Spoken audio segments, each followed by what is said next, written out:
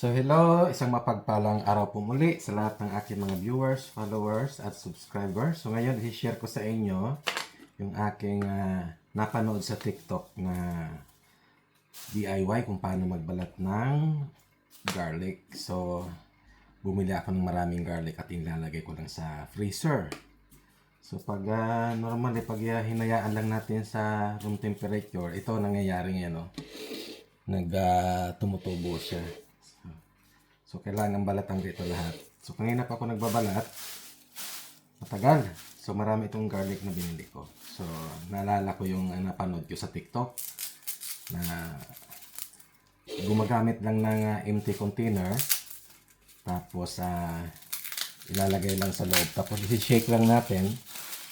So, ayan. Napapakita ko sa inyo yung aking napanood. So, subukan ko kung talaga yung sa TikTok na napanood ko is totoo. So, ito i-share ko sa inyo. So, tanggalan lang natin, make sure yung nasa niya. Babalatan lang natin siya. So, bago natin i-shake sa container. So, para malaman natin kung yung napanood ko sa TikTok is nag-work talaga. O baka kwento lang.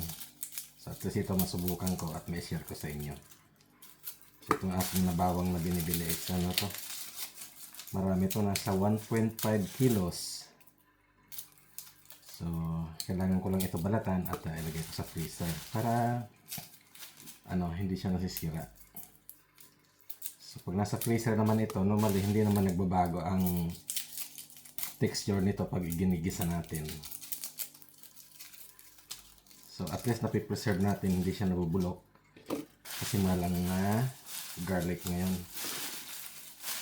So, ayan. Nakita ko sa inyo. So, kanina binabalatan ko to isa-isa. So, matagal. Pagod na yung daliri ko. So, ngayon, susubukan natin. Ayan. Make sure na meron kayong container na ganito.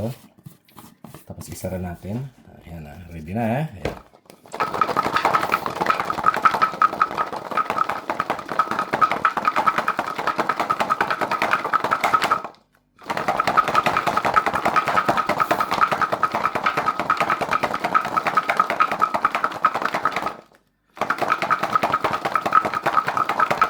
Oh, see?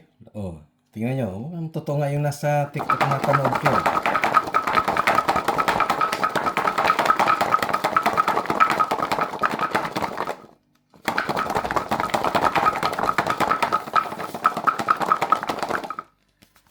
So, yan. Nababalatan na.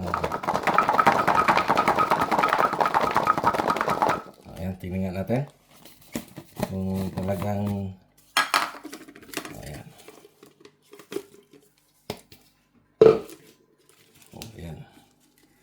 so, totoo nga, tingnan natin, Yan. Yan. Linis, At least, hindi na ako nahirapan magtalop.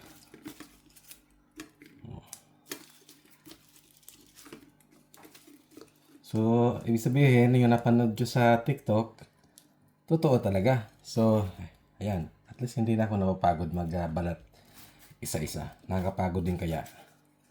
So, ayan. At least na i-share ko sa inyo yung aking napanood is totoo.